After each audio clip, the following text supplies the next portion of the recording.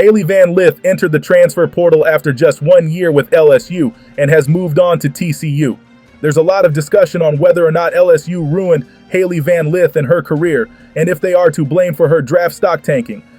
If there's anything Kim Mulkey and LSU should actually be blamed for, it's for not saying no.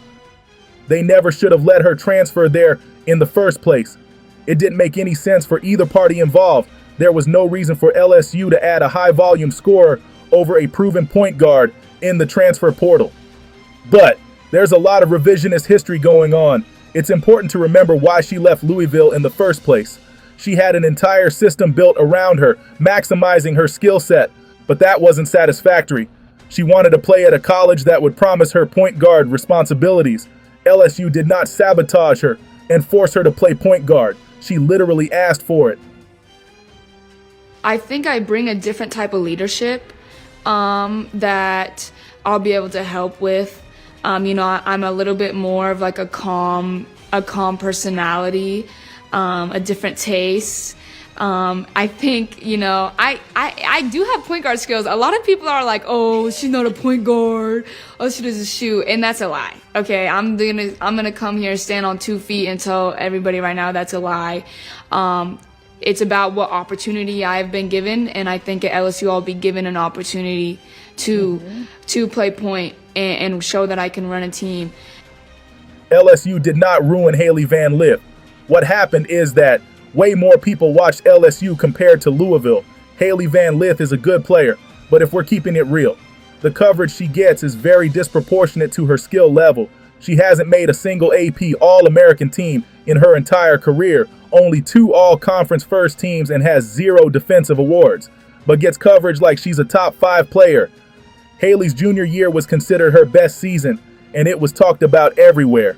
That same year, there was a player in the same conference named Tania Latson. She averaged more points per game than Hailey on higher efficiency and led the entire ACC in scoring. She received basically 0 media attention the entire season. When you have a player like Hailey van Lith who gets disproportional coverage and she transfers to one of the most popular teams in women's basketball, it creates high expectations. Expectations that were too much for her to live up to. HVL is one of the most hyped up high school female athletes of all time.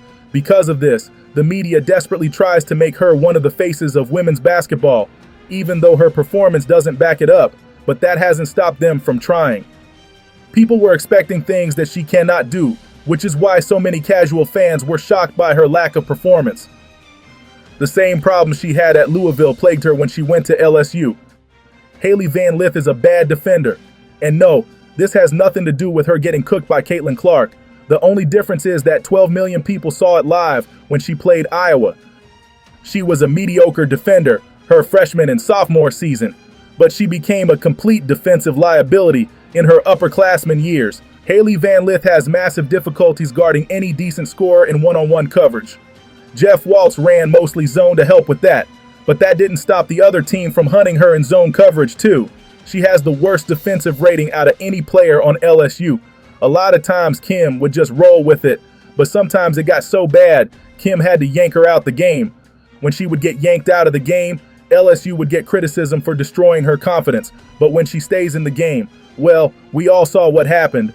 I don't see how that's LSU's fault. Everyone else on the team is expected to put in effort on defense. If any of the other guards are getting cooked, they come out of the game. And some players didn't get in at all. Realistically, what else could have LSU have done?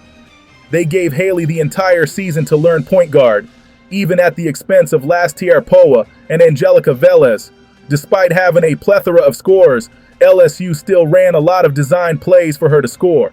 They gave her plenty of NIL and constant media attention on their socials. Like I said, the only thing LSU could have done differently was not have her play there in the first place. But they did everything they could to make it work. I don't think it's fair to blame them for Hailey's struggles.